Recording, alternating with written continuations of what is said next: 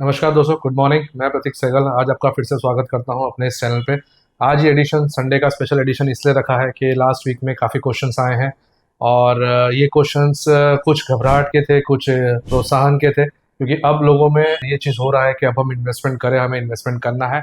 But सवाल ये है कि हम कहाँ इन्वेस्ट करें और कब इन्वेस्ट करें। देखिए, इन्वेस्टमेंट का रूल या इन्वेस्टमेंट के जो बेसिक्स हैं वो किसी भी मार्केट क्रैश या मार्केट फॉल से चेंज नहीं होते हैं। एक बात ये हमेशा हमको समझ के चलना है कि मार्केट और गोल्ड हो या किसी तरह का भी इन्वेस्टमेंट हो, उसे हमें टाइम नहीं करना है। जैसे कि एफडी के रेट गिर गए तो हमने एफडी हटा दी, पीपीएफ का कोई चेंजेस आ गया तो हमने पीपीएफ बंद करवा दिया, या म्यूचुअल फंड में हमने इन्वेस्टमेंट किया है, मार्केट क्रैश आया है तो हमने वो पैसे हटा दिए।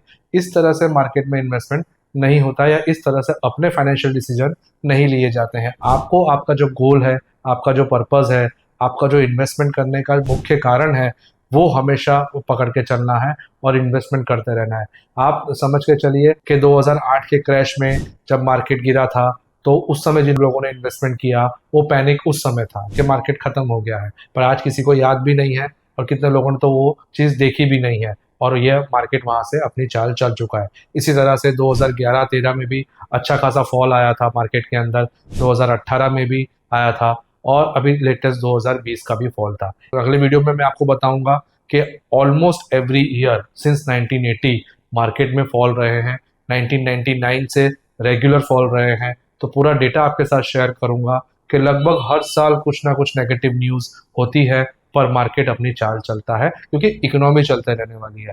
आज जो ये क्रैश है ये आज आपको पेनफुल है, बट आने वाले 5 साल 10 साल में आपको ये लेवल्स, ये तकलीफें याद भी नहीं रहेंगी। किसे याद रहेंगी? जो इस टाइम पे एग्जिट हो जाएगा या विपरीत डिसीजन ले लेगा जो कि उसकी गोल प्लानिंग से अलग है।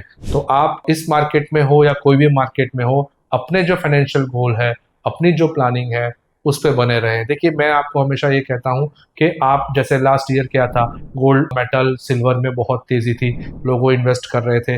अब जिन लोगों ने सिल्वर में 4,20,000 के लेवल में इन्वेस्टमेंट किया है, आज वो लगभग लगभग 50% करेक्शन में बैठे, यानी 50% उनका पैसा नीचे आ चुका है।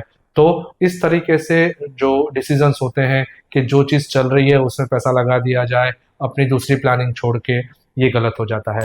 आज मार्केट डाउन है। अगर मैं आपको टेक्निकल कुछ बात करूं तो मूविंग डे एवरेज होता है मार्केट के अंदर, जो 1000 डे का मूविंग एवरेज से इस मार्केट है, जो कि बहुत रेयरली आता है। Generally market 200-300 moving day average पे चलता रहता है, उसको एक टेक्निकल लेवल भी कहा जाता है। तो आज जो 1000 डे मूविंग एवरेज पे मार्केट है, एक इंडिकेशन है कि ये रेयरेस्ट ऑफ रेयरेस्ट ओकेजन है जहां से आपको लगता है कि मार्केट में अब यहाँ से बढ़ोतरी आने के चांसेस बहुत ज़्यादा हो गए हैं। वैसे भी अभी जो फॉल है उसमें सबसे ज़्यादा हालत हमारे इंडियन मार्केट की खराब हुई है, सबसे ज़्यादा फॉल हमें झेलना पड़ा है। तो एक ये भी रीज़न है कि मार्केट में आपको बाइंग करनी चाहिए। देखिए, एग्जैक्ट लेवल, एग्जैक्ट बॉटम पकड़ने की ज़रूरत नहीं होगी, वो कोई पकड़ नहीं पाएगा। आपको अलग अलग मुंह से अलग अलग बातें सुनेंगी, 22,800, 22,200, 21,500, ये लेवल्स सिर्फ लेवल्स देने के लिए होते हैं। आज किसी को भी एग्जैक्ट लेवल्स नहीं पता है, ये स्टैटिस्टिकल इंटरप्रिटेशन होते हैं जो कि एक लेवल में सही होते हैं। बट आपको क्या देखना है, आपका जो गोल है वो यहाँ से 5 साल 10 साल 15 साल दूर है, तो आपको इन्वेस्ट करते रहना है। आपके लिए एक अपॉर्चुनिटी है। कुछ लोग जिन्होंने साल 1.5 साल पहले इन्वेस्टमेंट किया था, वो सोच रहे हैं कि इस समय एसआईपी पॉज कर दी जाए या एसआईपी टॉपअप कर दी जाए। दोनों तरह के इंटरप्रिटेशन लोगों से मिल रहे हैं, दोनों तरह के सवाल हमें इस वीक में मिले हैं।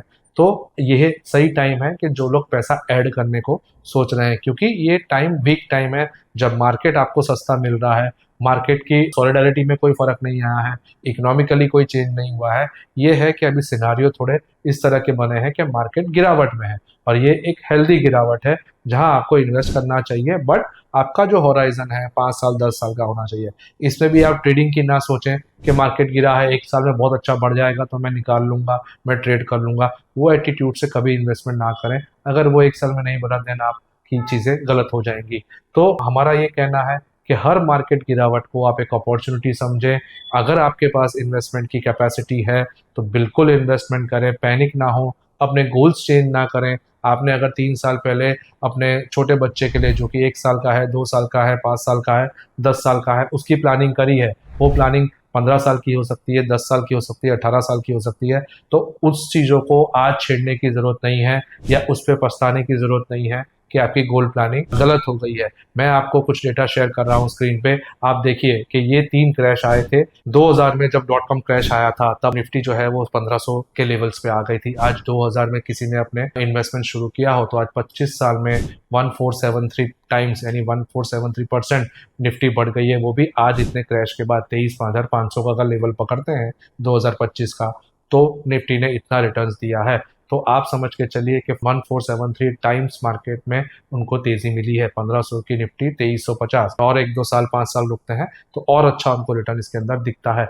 इतना रिटर्न और किसी इंस्ट्रूमेंट में नहीं है, चाहे वो एफडी पकड़ लें, पीपीएफ पकड़ लें, एलआईसी या तो कोई भी इंश्योरेंस प्रोडक्ट पकड़ लें।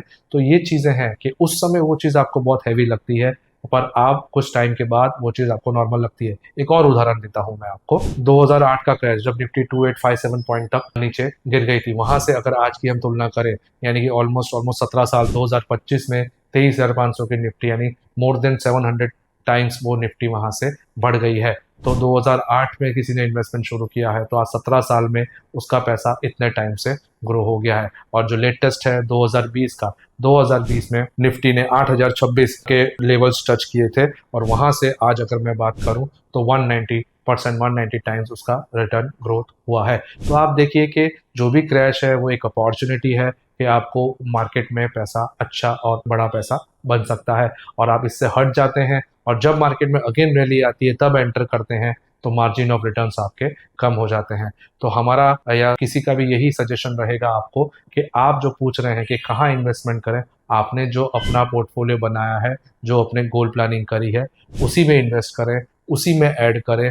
जितना हो सके मार्केट को टाइम ना करें, सेक्टरल कॉल्स ना लें, सेक्टर को टाइम ना करें कि अब यहाँ से क्या चलेगा, क्योंकि देखिए आपका जो टाइम फ्रेम है वो बड़ा है। आपका अगर शॉर्ट टाइम फ्रेम है तो आप उसी तरह से आपके एडवाइजर को कंसल्ट करके प्रॉफिट बुकिंग कर सकते हैं या चीज़ें सेफ साइड ले जा सकते हैं, जो कि हमेशा आपके प्लानिंग में रहना चाहिए। बट अगर आपकी प्लानिंग लंबी है और अभी आपके गोल में टाइम है तो कुछ चेंजेस ना करें, एडिशन ज़रूर करें। ये टाइम एडिशन का है, ये टाइम ग्रोथ का है। आपको और आपको मार्केट से ट्रस्ट डेवलप होगा। आप जब ये तेजी आएगी तब भूल जाएंगे लेटेस्ट 2020 की कोविड की तकलीफ, 2022 में 23 में सब भूल गए थे। उल्टा तब जब स्मॉल कैप रिटर्न्स बहुत अच्छे दे दिए थे, लोग एंटर होना चाह रहे थे 2023-24 में, वही लोग 2025-26 में जब गोल्ड में रैली आई उसको फॉलो करने लग गए।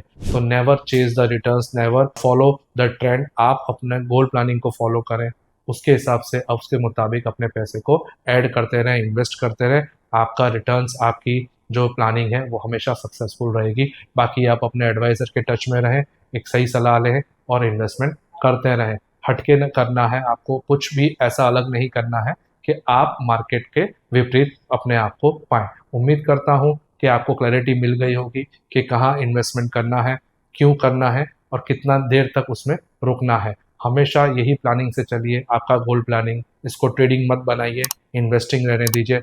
हमेशा आपको अच्छे रिटर्न्स मिलेंगे। Thank you very much.